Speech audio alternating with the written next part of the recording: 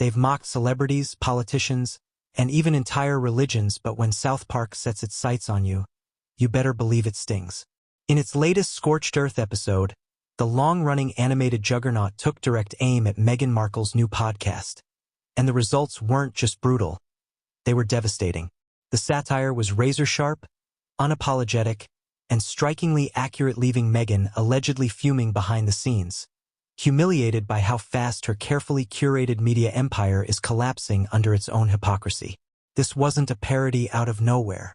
This was a calculated takedown, and one that hit where it hurt most. The truth. South Park didn't hold back. In the episode, the Meghan stand-in, unmistakable in appearance and accent, is portrayed as a self-obsessed, spotlight-hungry figure, desperate for privacy yet constantly shoving a microphone in her own face. Her new podcast, meant to represent the real-life one she launched with promises of amplifying unheard voices, is lampooned as a shallow PR stunt, all fluff, no substance. The cartoon doesn't fabricate drama. It exposes it. And what South Park exposed, bluntly and hilariously, is the undeniable disconnect between Meghan's public messaging and her actual actions. Viewers didn't just laugh, they nodded. Because the truth was finally being said, with zero sugarcoating. This isn't the first time South Park has taken a swing at the Sussexes, but this time was different. It wasn't just a roast. It was a cultural diagnosis. The episode featured scenes of the Meghan character interrupting heartfelt interviews to talk about herself, hijacking topics meant to highlight other people's struggles, and spiraling into tantrums when anyone dared question her sincerity. The mockery wasn't exaggerated, it mirrored real criticism from former staffers, media insiders, and even past collaborators who've described Meghan's media efforts as performative activism wrapped in personal branding. The fallout has been immediate. Social media exploded, not with outrage, but applause.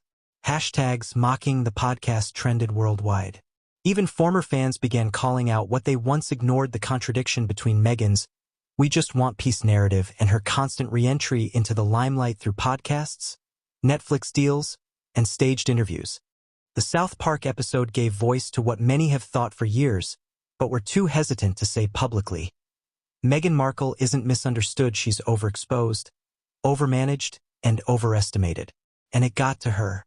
According to multiple entertainment insiders, Meghan was absolutely furious at the episode and had her team scrambling behind the scenes. Calls were allegedly made to streaming partners and PR advisors, demanding the satire be condemned as toxic. But the problem is, it wasn't satire without basis.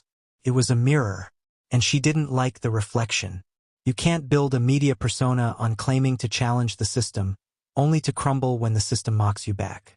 What's even more damning is how South Park didn't need to invent flaws, they just echoed her real ones. The scripted monologues in her podcast episodes have been widely criticized as overly rehearsed, lacking depth, and ironically centering her rather than the guests. South Park simply pulled the curtain all the way back. No soft angles, no PR filter, and that raw exposure is exactly what made it stick. The irony of the whole saga? Meghan built a public persona around being a modern voice, someone who speaks out, empowers others, and challenges the establishment. But the moment her own methods were challenged, even by a comedy show, she defaulted to rage, silence, and damage control.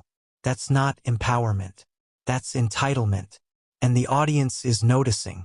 At this point, even Hollywood is side-eyeing.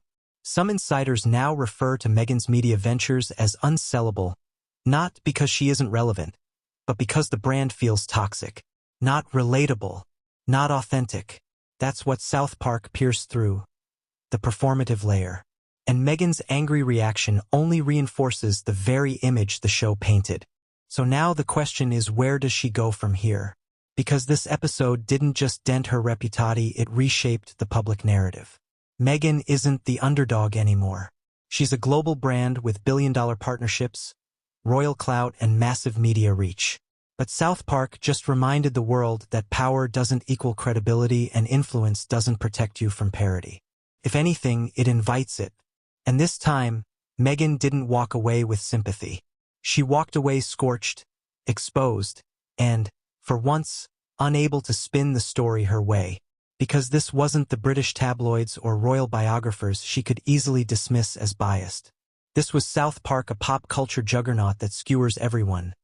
Left, right, rich, poor, sacred, profane. And when they roasted Meghan, it was a cultural litmus test. The reaction wasn't outrage in her defense, it was laughter at her expense. A damning shift. Not just because the public enjoyed the satire, but because they believed it. The caricature hit too close to home, and people are starting to see past the polished PR optics she's relied on for years. Her silence afterward spoke volumes. No witty podcast rebuttal. No vague Instagram quote about resilience. Just quiet behind-the-scenes panic, as her team reportedly worked overtime to suppress media commentary and reshape the damage. But it's too late. Once South Park has labeled you a parody of yourself, especially one that millions find accurate, you don't get to just pivot. You wear it. And Meghan, for all her talk of controlling her own narrative, is now watching it unravel. Not through scandal, but through satire. And that's far worse.